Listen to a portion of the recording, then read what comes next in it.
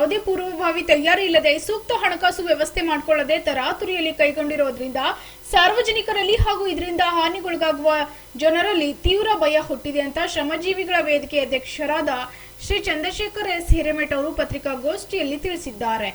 Bureau report, SSV news, Kalaburagi.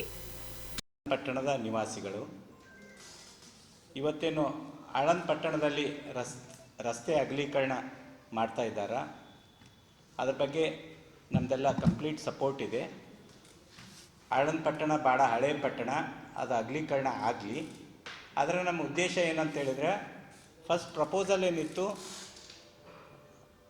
Ansari ಮಹಲ್ಲ ಅಂತಂದ್ರೆ ದರ್ಗಾ ಬೇಸ್ನಿಂದ ಹಳೆ ತಹಸೀಲ್ ಕಚೇರಿ ಒಳಗಡೆ ಹಳೆ ಪಟ್ಟಣ ಕಂಪ್ಲೀಟ್ ರೋಡ್ ವೈಡ್ನಿಂಗ್ ಮಾಡಬೇಕಂಥೇಳಿ ಪ್ರಪೋಸಲ್ ಇತ್ತು. ಅದರ ಸಲುವಾಗಿ 5 ವರ್ಷ ಹಿಂದ್ಗಡೆನೇ 11 ಕೋಟಿ ರೂಪಾಯಿ ರಿಲೀಸ್ ಆಗಿತ್ತು.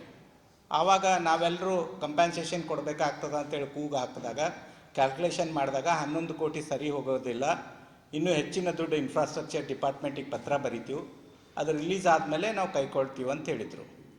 ಆದರೆ ಇವತ್ತು ದಿಢೀರನ್ನೇ ಆ 11 ಕೋಟಿ ರೂಪಾಯಿನೇ ತಗೊಂಡು ರಸ್ತೆ ವೈಡ್ನಿಂಗ್ ಮಾಡೋ ಕಾರ್ಯ ಪ್ರಾರಂಭ ಮಾಡ್ತಾ ಇದ್ದಾರೆ. ಇವತ್ತು ನಾನು ಕೇಳಿದೆ ಚೀಫ್ ಆಫೀಸರ್ಗೆ, ಇದು this fund is not sufficient for ಇದು ಅಂಥೇಳಿ. ಅವ್ರೇನು ಉತ್ತರ ಕೊಟ್ಟರು, ನಾವು ಕಂಪ್ಲೀಟ್ ಮಾಡೋಂಗಿಲ್ಲ, ಈಗ ತಹಸೀಲ್ ಆಫೀಸ್ನಿಂದ ಓಲ್ಡ್ ಪೊಲೀಸ್ ಸ್ಟೇಷನ್ ಅಂದರೆ ಅದು 25% ಏರಿಯಾ ಅಷ್ಟೇ ಆಗ್ತದೆ, ಅಷ್ಟೇ ವೈಡ್ನಿಂಗ್ ಮಾಡ್ತೀವಂತಂದರು.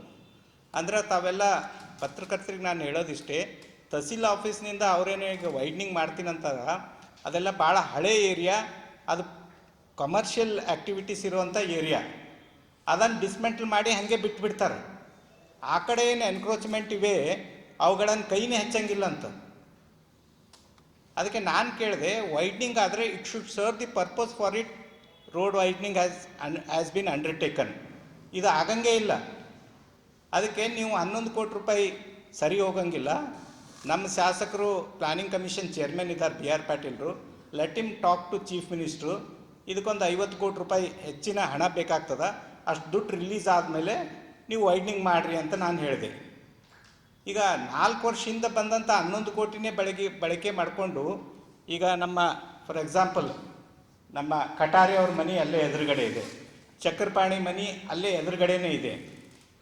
ಅವ್ರದ್ದೆಲ್ಲ ಸ್ಟ್ರಕ್ಚರ್ಸ್ ಇದ್ದಿದ್ದು ಭಾಳ ಐತಿಹಾಸಿಕ ಕಟ್ಟಡ, ಇವೆಲ್ಲ 60-70 ವರ್ಷದ ಹಳೇದಿದೆ.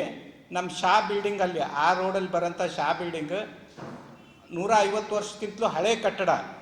ಈ ಕಾರ್ಪೊರೇಷನ್ ಇವರು ನಮ್ಮ ಮುನ್ಸಿಪಾಲ್ಟಿ ಚೀಫ್ ಆಫೀಸರ್ ಏನು ಹೇಳ್ತಾರೆ, ಇವೆಲ್ಲ ಎನ್ಕ್ರೋಚ್ಮೆಂಟ್ ಇವೆ ಅಂತ ಹೇಳ್ತಾರೆ. ನಾನು ಅವ್ರಿಗೆ ಕೇಳಿದೆ, ನಿಮ್ಮ ಮುನ್ಸಿಪಾಲ್ಟಿ ಹುಟ್ಟಿದಿಲ್ಲ, ಅವಾಗಿನಕ್ಕಿಂತಲೂ ಹಳೆ ಕಟ್ಟಡ ಅವು ಹೆಂಗೆ ಎನ್ಕ್ರೋಚ್ಮೆಂಟ್ ಆಗ್ತವ? ನೀವು ಯಾವುದೋ ಒಂದು ತಪ್ಪು ಮಾಹಿತಿ ಅವರು ಕೇಳಿದ್ವಿ.